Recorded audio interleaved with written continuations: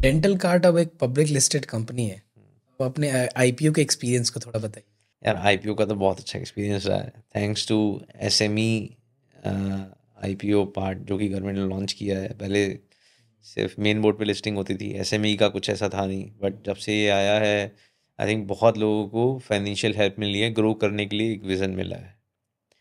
So all दो government ने काफ़ी अच्छे पॉलिसीज सेटअप करी हैं, तो सबसे बड़ी प्रॉब्लम तो ये थी कि हमें बिल्कुल आइडिया नहीं था कि हमें आईपीओ में जाना है कि नहीं जाना है। थिंकिंग यार ऑर्गेनिकली ग्रो कर लेते हैं। हम्म। तो जब बहुत लोगों से मिले तो उनको लगा यार कि अगर आपको 200-250 करोड़ से 500-1000 करोड़ के लिए रन करना है तो डेफिनेटली आपको कैपिटल भी चाहिए होगा, थोड़ा थोड़ा एक्सपेरिमेंट करने के लिए भी और आपके रेवेन्यूज़ को ड्राइव करने के लिए भी। सो फिर फंड्स कहाँ से रेज करें? सो अभी इंडिया में सीरीज़ है, सीरीज़ भी एंजल इन्वेस्टर के पास आप जाइए, बट उसके भी अपने चैलेंजेस हैं। तो फिर हाई वैल्यूएशंस पे हाई देते वैल्यूएशन, हैं। हाँ। सो फिर हमें लगा कि यार why not try for IPO. जब वहीं जाना है, डाइल्यूशन भी करना है, सो पहले इन्वेस्टर को डाइल्यूट करें, फिर वापस पब्लिक में जाएंगे, फाइनल तो आईपीओ ही होना है, फिर वापस और डाइल्यूट करें।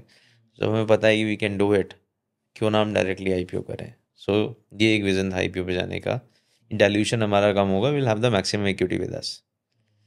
सो वहाँ से फिर जब आईपीओ का पूरा जर्नी देखे तो काफ़ी सारे चेंजेस करने पड़े सिस्टम में, और काफ़ी सारे फाइनेंशियल चीज़ों को लर्न किया।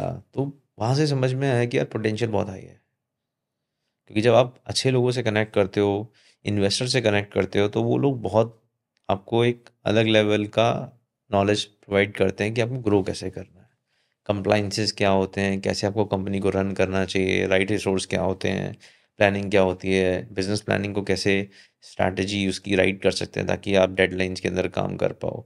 सो आईपीओ से पहले ये जो जर्नी हमारी रही है, इसमें we met with lot of good people. Mukul sir से मिले हैं, मुकुल महावीर अग्रवाल, आशीष कचौलिया जैसे मिले, सुनील सिंघानिया जैसे मिले।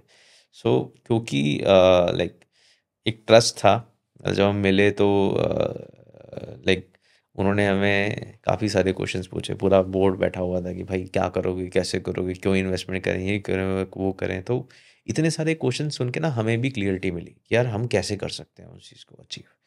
So it's not about funds, it's about how you can that growth, वो ग्रोथ कैसे लेके आ सकते हो फंड आने के बाद।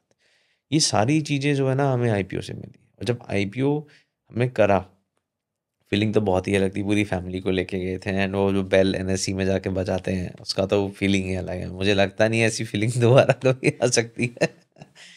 सो वो एक एक ग्रोथ पाथ मिला यार, मतलब दिमाग खुल गया।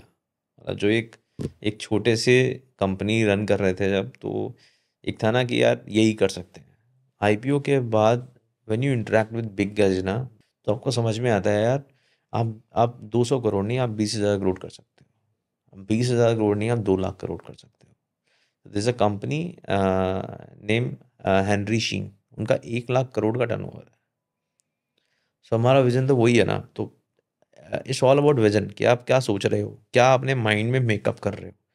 आज अगर आप 200 करोड़ सोचोगे तो 200 करोड़ भी कर सकते हो, अगर आज आप 500 करोड़ सोचोगे तो 500 करोड़ होगा, अगर आप सोचोगे नहीं तो कुछ नहीं होगा। तो वही है कि आप क्या विजन लेके चल रहे हो, और विजन को एग्जीक्यूशन का भी प्लान होना चाहिए। ऐसा नहीं है आपने बस सोच लिया, सोच तो होनी चाहिए और एग्जीक्यूशन करने के लिए भी बात होना चाहिए। अगर ये दोनों चीज़ें आपके साथ हैं तो you can achieve any milestone.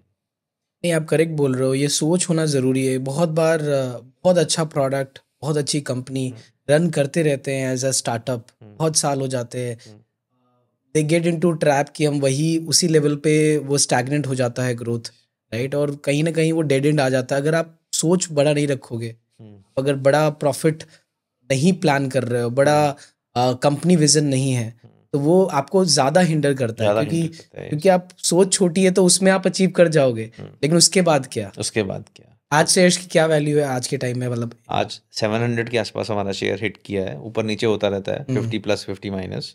और 1000 करोड़ वैल्यूशन हम हिट कर चुके हैं।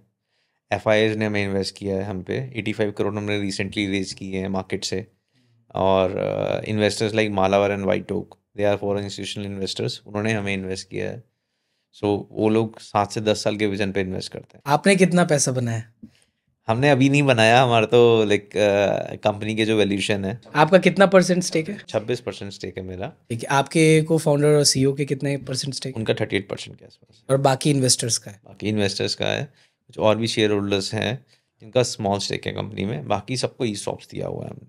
तो हमारी पॉलिसी की हम हर साल ई सॉप्स रिलीज करते रहते हैं। अब आरएसयू देते हैं या फिर अब ईसॉप ही देते हैं? ई सॉप देते हैं सीधा, आपके डीमैट में दिख जाएगा that you have that share of dental card.